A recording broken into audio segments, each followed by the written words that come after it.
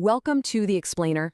Today, we're diving into a really powerful play to see how something as simple as a name can become a tool of identity and even a weapon of oppression. Okay, let's jump right in with a question that really gets to the heart of the story. Just think about it for a second. What if the name of your hometown, a name that's packed with generations of meaning and stories, was just wiped clean, replaced with something foreign, something that means absolutely nothing? And this slide, well, this captures that idea perfectly. On the left, you've got Beg. In Gaelic, that means small village. Simple, descriptive, it tells you what the place is. But then look at the right, Beg. That's the new English version. It sounds kind of the same, but it's hollow. The meaning is gone. And this isn't just about a change in spelling. It's about the complete erasure of meaning. And that is the central conflict in a celebrated Irish play.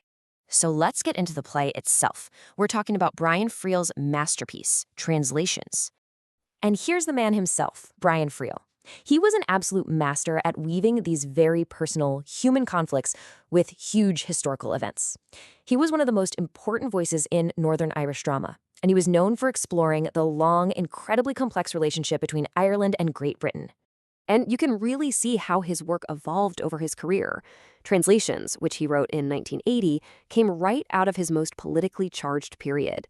This was a time when he was directly plugging the intimate lives of his characters into the grand, sweeping forces of history. So the play is set way back in 1833, and it stages this incredible collision of worlds. On one side, you have this traditional Gaelic-speaking community learning classics and their own history in a secret hedge school. And then the British Army shows up. But they're not there to fight, not with guns anyway. They're there to map the land. And their mission involves systematically replacing every single Gaelic place name with a new English one. It's a quiet invasion, one of maps and dictionaries. And here's what makes this play so unbelievably powerful. This wasn't just some story Friel cooked up. He was dramatizing a real transformative moment in Irish history to talk about the conflicts happening in his own time, in the 1980s.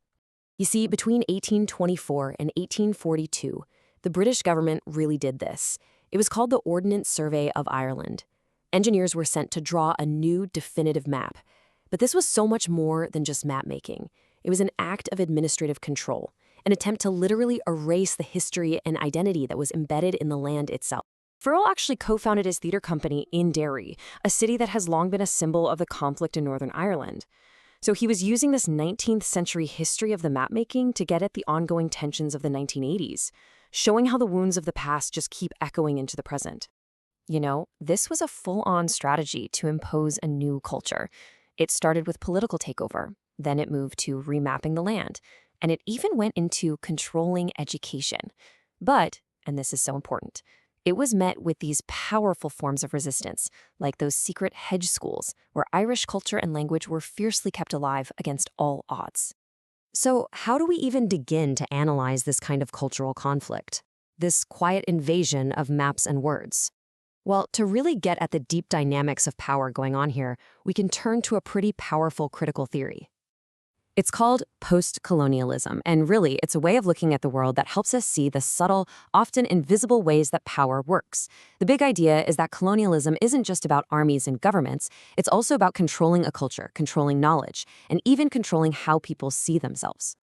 And one of the founding fathers of this whole way of thinking, the Palestinian scholar Edward Said, came up with a concept that just perfectly explains the dynamic we're seeing in translations. So what Said argued is that the colonizer gets to define the colonized. They create the story, the narrative, where the local people are painted as somehow inferior, irrational or childish. And they do this to justify their own control, to present themselves as the rational and mature ones. It's a total power move. And all of this brings us right back to that small village in Ireland, Beg, and the universal truth that this play just lays bare for all of us to see. In the world of this play, the two languages aren't just ways of talking. They're symbols for two massive opposing forces. Gaelic, well, that's the power to remember. It holds the history, the culture, the very soul of the people. And English, that represents the power to erase. It's the language of administration, of control, of domination. And that's really the bottom line. Friel shows us that by renaming the world, the British soldiers aren't just changing words on a map, no way. They are fundamentally changing the world for the people who live there. They're imposing an entirely new reality, one where all the old meanings just don't exist anymore. And that leaves us with one last really powerful question. The play is asking us to look at the names all around us, on our own streets, in our own towns. It suggests that the history of a place, its forgotten conflicts, its vibrant culture, is often written right there on the map, if you just know how to read it.